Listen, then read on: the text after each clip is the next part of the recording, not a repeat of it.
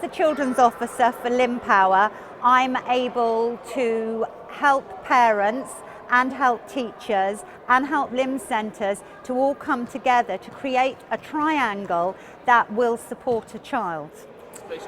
I think what's really important for me is I can't do anything until the parent contacts me. That the children are under 18. I can't do anything until the parent calls me and gives me authorization. Even if a limb centre calls me or a school calls me, I still have to go back to the parent, and I have to support the parent in supporting their child. We have a new website coming out to help the children called LimbFormation, and this is for any child that has a limb difference of any kind. And we have different sections. We have a family section, a junior section, teenage section, and a professional section to give everybody the support that they need. Yeah, we do quite a lot of events through the year. Our flagship is the LimbPower Junior Games. Today we've got about 15 families. LimbPower Junior Games, which is held at Stoke Mandeville every year, we have probably 60 families there. We have lots of different sports. We have the climbing wall, we have the bike. So the children get to try lots of different sports in little segments. They walk, they go around in groups.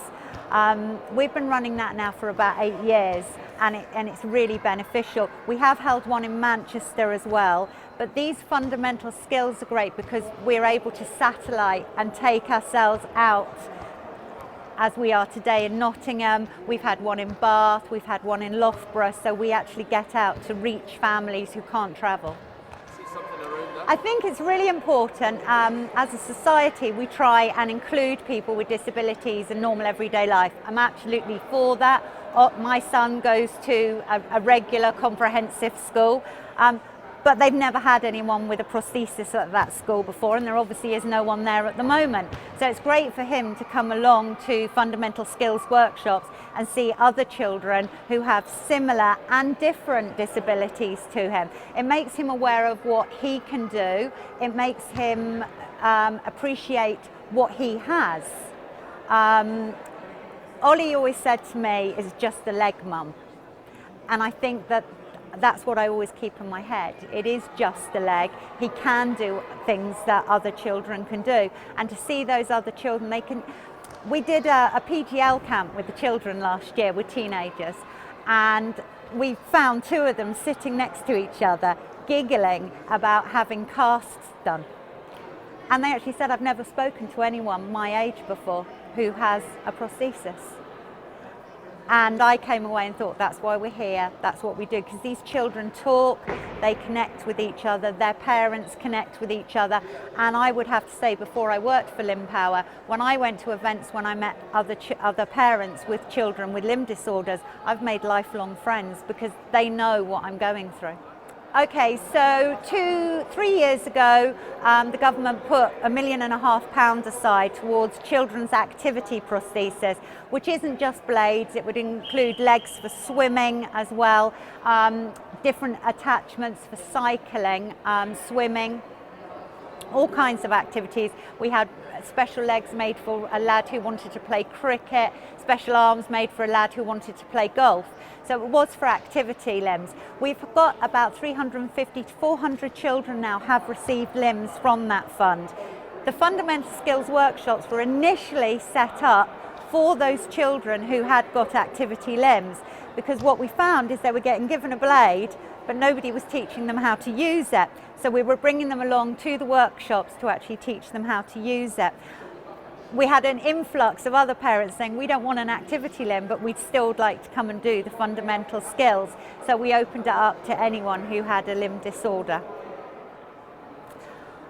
I think that, from my personal opinion, a lower limb and an upper limb difference is so different. It's like dealing with a completely different situation.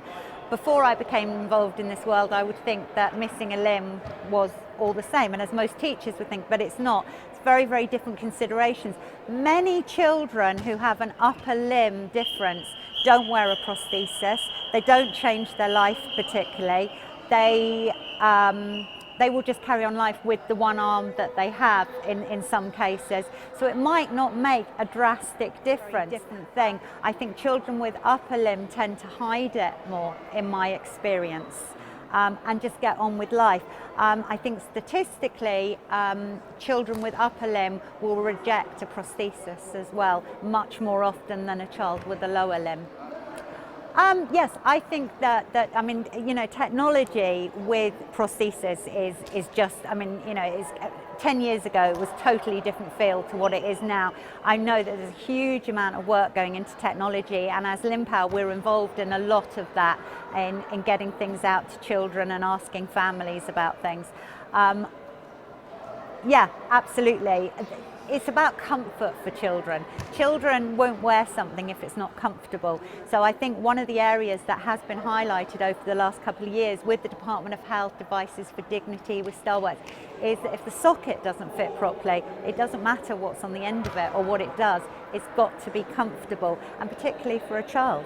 It has to be comfortable. I think an adult may wear something so it looks good, you know, whereas a child, if they're not comfortable, they won't wear it. So I think that's one of the areas that we really have to be looking at, is how we fit the socket to the child. So we need to look at liners, how it fits and things, and then worry about what's on the end. One of the problems that we do have people come to us with is that they have to take time out of school, because limb centre visits are during the week, usually between 9 or 10 and 4 o'clock. Sometimes we have to wait for 3 hours, so we have to take time out of school. That has been a question from a lot of teachers to our children. There are ways that we can get around that. We can speak to the school, we can get special allowances made for that, because as a mum I had Ollie come home and look how much time I've missed off school, and I was like, no, you haven't missed time off school. You've been at the hospital or you've been at the limb centre, and to me that doesn't count. So you do have to take into account that the child does sometimes need time off for hospital visits and limb centre visits.